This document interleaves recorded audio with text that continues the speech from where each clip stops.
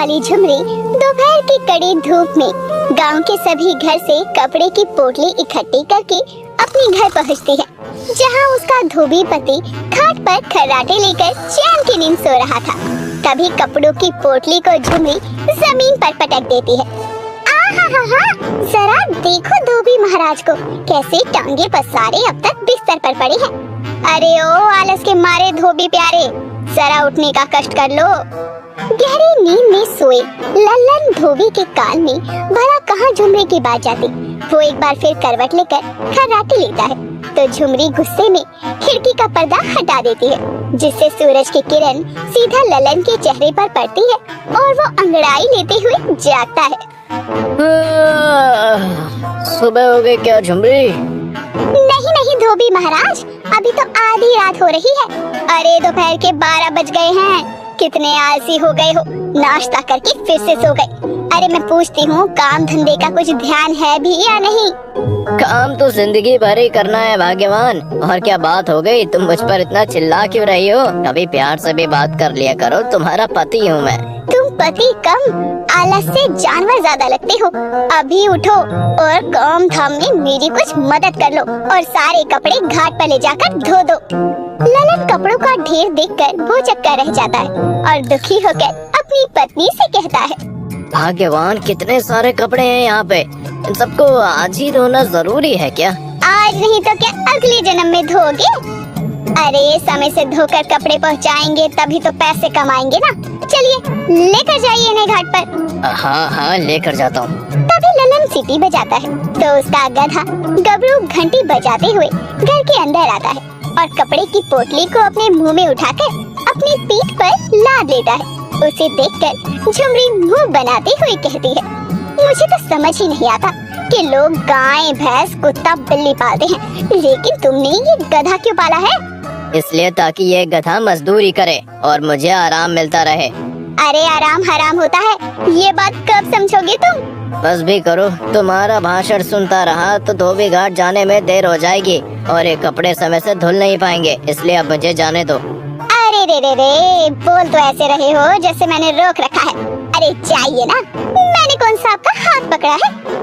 लल्लन धोबी अपने गधे गबरू के साथ घाट पर जाने के लिए निकल जाता है। जहाँ लल्लन धीमे धीमे चाल में घाट की ओर बढ़ता है तो वहीं उसका गधा गबरू तेजी दिखाते हुए उससे पहले ही जाकर सारे कपड़े घाट पर पहुँचा देता है। घाट पर पहुँचकर लल्लन एक जगह आराम से बैठ जाता है और हाँफते हुए कहता है, घर से घाट पैदल चलकर आने में तो मैं थक ही जाता हूँ। एक काम करता हूँ, पहले थोड़ा आराम कर लेता हूँ, उसके बाद कपड़े धोना शुरू करूँगा। इतना कहकर आलसी लल्लन कपड़े धोने की जगह घाट पर बैठकर आराम करने लगता है। कुछ ही देर में उसकी आंख लग जाती है और वो सो जाता है। उसका गधा गबरू उसे सोते हुए देखकर कपड़े की पोटली अपने मुंह से खोलता है और सारे कपड़े मुंह से उठाकर घाट के पानी में डालता है। उसके बाद कपड़ों को मुंह से उठाकर पटक पटक कर सुखा भी देता है। उसी समय घाट पर टहलता हुआ एक आदमी आता है और सूखे हुए कपड़ों को चुराने की कोशिश करता है तो गबरू गधा उसे जोर से लात मारकर भगा देता है। कुछ ही देर में जब ललन सोकर उठता है तो सारे कपड़े धुले हुए देखकर खुश हो जाता है। अरे वाह, क्या बात है, सारे कपड़े धुल गए। बस भगवान ऐसे ही सोता रहूं और सारे काम होते रहे तो कितना अच्छा होगा। तभी उसका गधा गबरू उसके पास आकर ढीचू ढीचू की आवाज लगाने लगता है। अब तुझे क्या हो गया गबरू, भूख लगी है क्या? वैसे इतना सोने के बाद भूख तो मुझे भी लग रही है। जब तक ये कपड़े सूखते हैं तब तक तुझे घास खाने के लिए खेत में छोड़ाता हूँ। ललन अपने गधे को खेत में घास चरने के लिए छोड़ देता है और खुद हलवाई की दुकान पर जाकर जलेबी और रबड़ी खाता है। लल्लन का गधा गबरू बड़ा ही चतुर था, लेकिन इस बात की भनक आलसी लल्लन को नहीं थी। गबरू अक्सर लल्लन की जगह घाट पर कपड़े धोकर सुखाया करता और तो और कपड़ों को प्रेस करके लोगों के घर भी पहुंचा दिया करता। समय बीतता है और ऐसे ही चलता रहता है। एक रोज अचानक ही गबरू की तबीयत बहुत बिगड़ जाती है और वो चलने को भी राजी नहीं होता। अरे गबरू, क्या हो गया तुझे? अरे खड़ा हो जा, ये कपड़े घाट पर लेके जाना है। ओहो, दिखाई नहीं देता है क्या तुम्हें? बेचारा गधा कितना कमजोर हो गया है। अरे आराम करने दो इसे और तुम जाओ घाट पर। बताओ क्या दिन आ गए हैं, अब गधा आराम करेगा और उसका मालिक काम। इतने कपड़ों का बोझ भला अकेले में कैसे उठाऊंगा भाग्यवान। अरे तुम इंसान हो के नहीं, खाने के समय तो नहीं कहते कि इतना कैसे खाऊंगा भाग्यवान, तो काम के समय पर ऐसे सवाल क्यों पूछते हो? क्या मुसीबत है। ठीक है, जा रहा हूँ घाट पर, लेकिन कपड़े इस्त्री करके तुम ही लोगों के घर पहुँचाना। अरे पहले जाकर कपड़े धोकर लाओ, उसके बाद कुछ कहना। ललन कपड़ों की पोटली लेकर घाट पर पहुँचता है और कपड़े धोना शुरू कर देता है, लेकिन तभी अपनी आलस के चलते वो आधे कपड़े ही धोता है और जाकर सो जाता है। कुछ ही देर में चोर आता है और उन कपड़ों में से अच्छे अच्छे कपड़े चुरा कर ले जाता है। दोपहर की शाम हो जाती है, लेकिन ललन के अब तक घर ना पहुंचने के कारण झुमरी बहुत परेशान हो जाती है। अरे इतनी देर हो गई, लेकिन ये अब तक घाट से लौटे क्यों नहीं?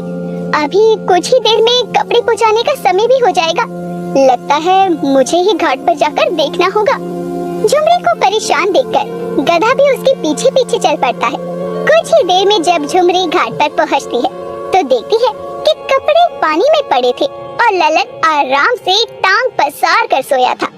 तभी झुमरी गुस्से में एक लोटा पानी लेकर ललन के ऊपर डाल देती है, तो ललन अचानक से उठ जाता है।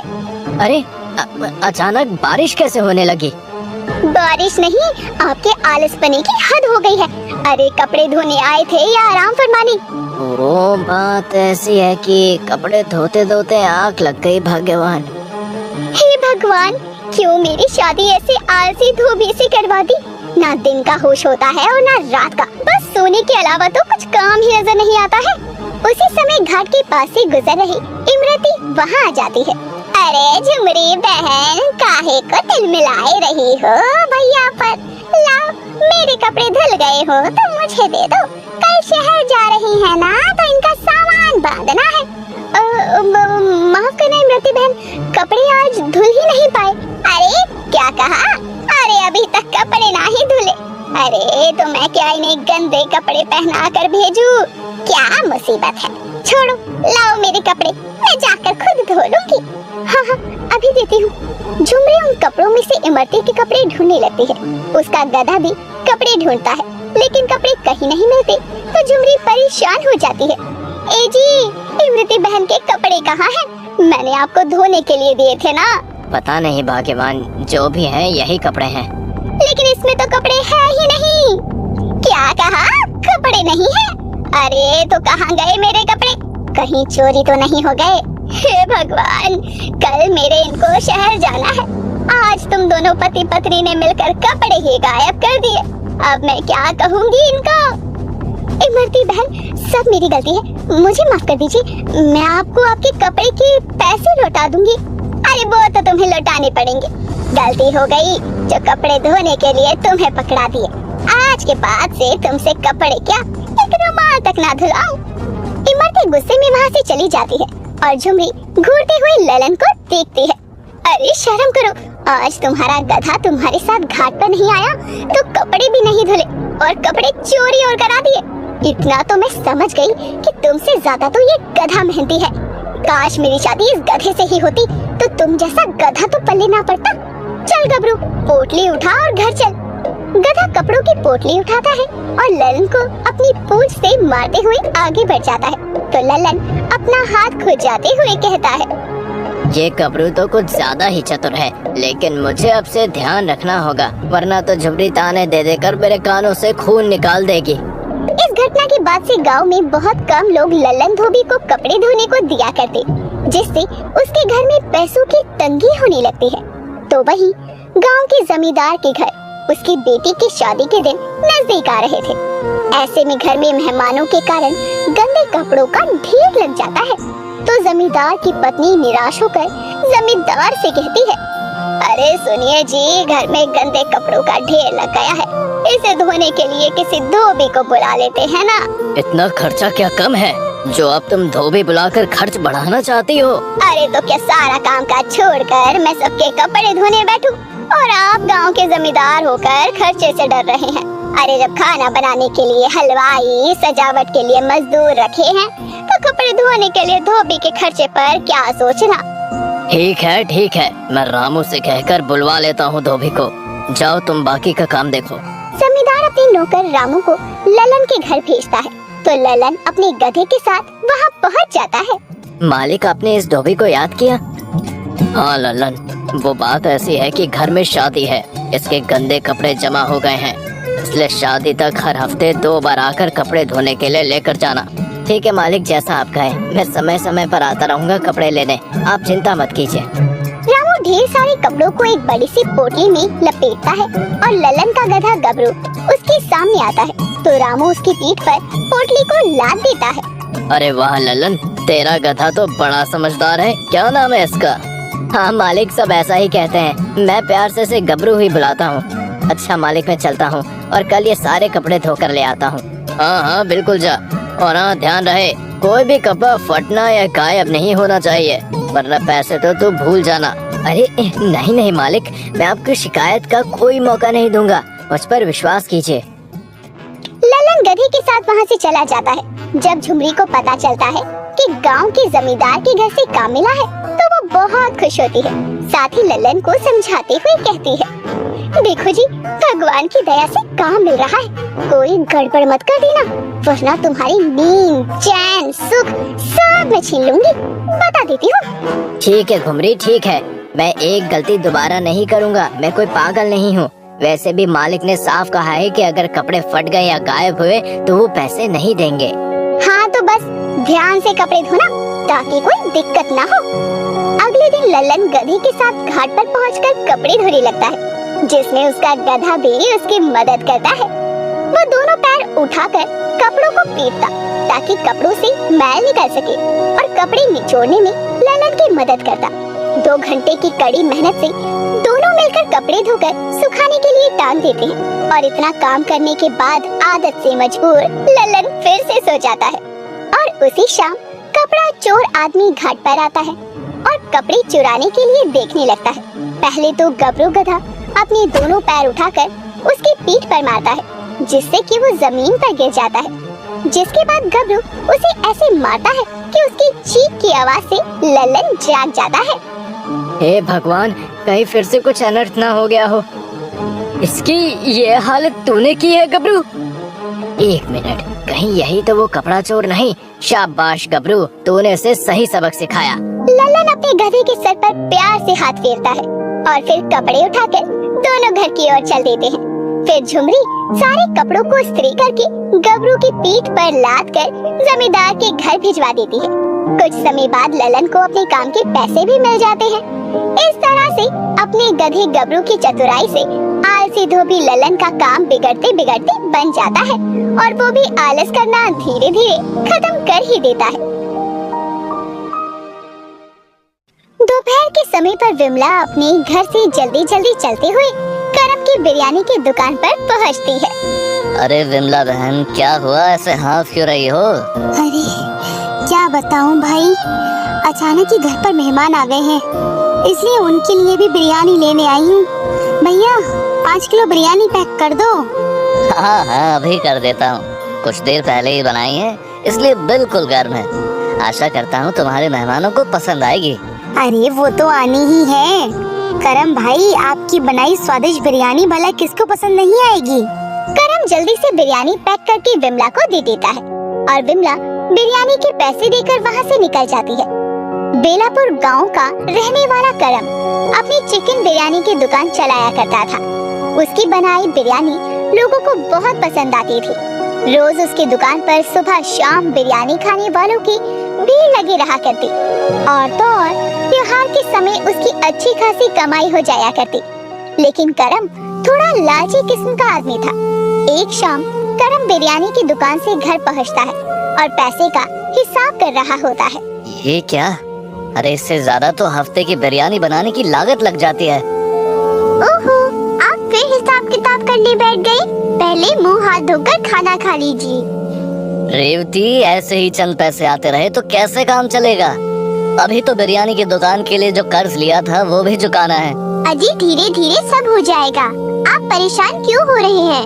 वैसे भी दुकान पर ठीक ठाक ग्राहक आ जाते हैं, हम थोड़ा बचत करके चलेंगे तो सब ठीक होगा।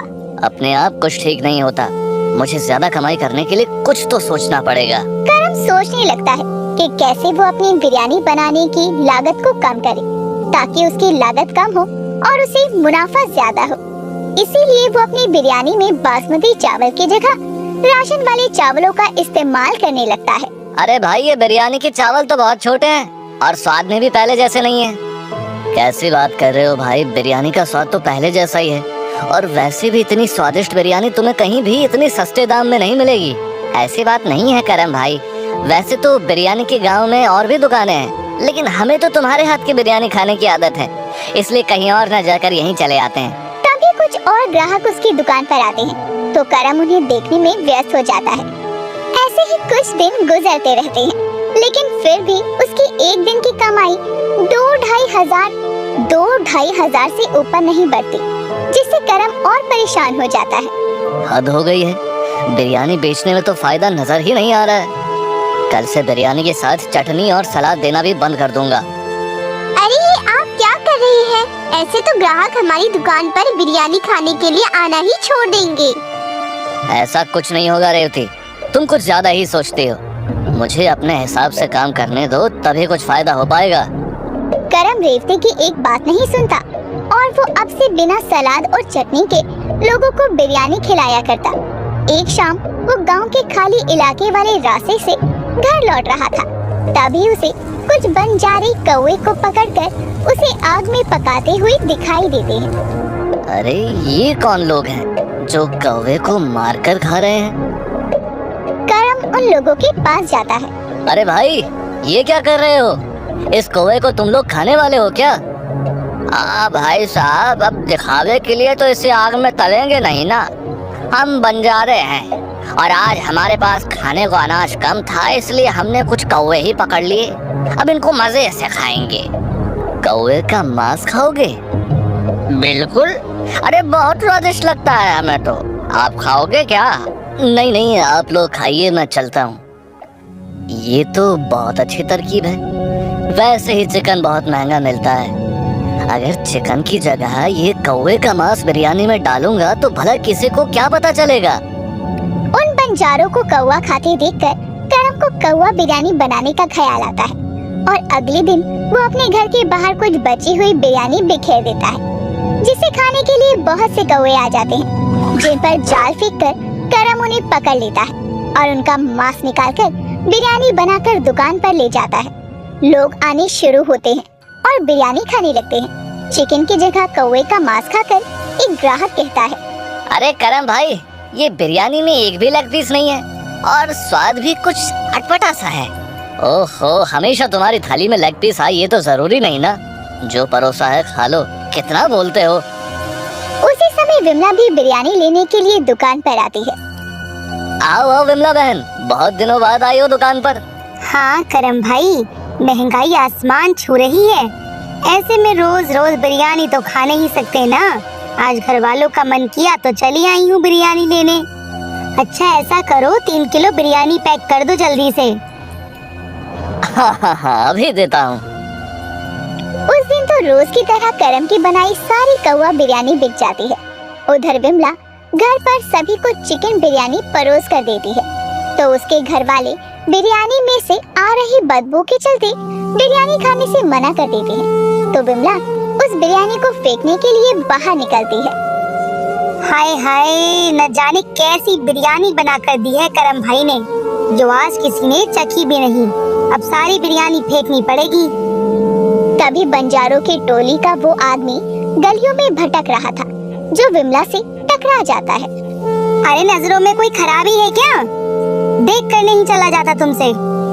माफ करना बहन, 2 दिनों से कुछ खाया पिया नहीं है, तो कमजोरी के कारण चला नहीं जा रहा है। आपके पास कुछ खाने का हो तो खिला दीजिए। ओहो, ये खराब बिरयानी से दे दूं क्या? दे ही देती हूँ। वैसे भी पैसे तो लगाए ही हैं मैंने इसमें, और फेंकने जाऊंगी तो वैसे ही बर्बाद होगी। इससे अच्छा ये भूखा खा लेगा। बहन जी, आप सुन तो रही है ना, हाँ हाँ, मैं बहरी नहीं हूँ, सुन लिया। ये लो चिकन बिरयानी खा लो। चिकन बिरयानी?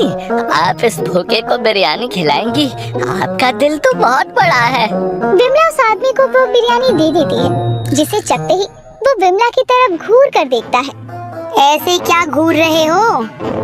कुछ नहीं बहन जी, ये चिकन बिरयानी नहीं बल्कि कौवा बिरयानी है। कौवा बिरयानी?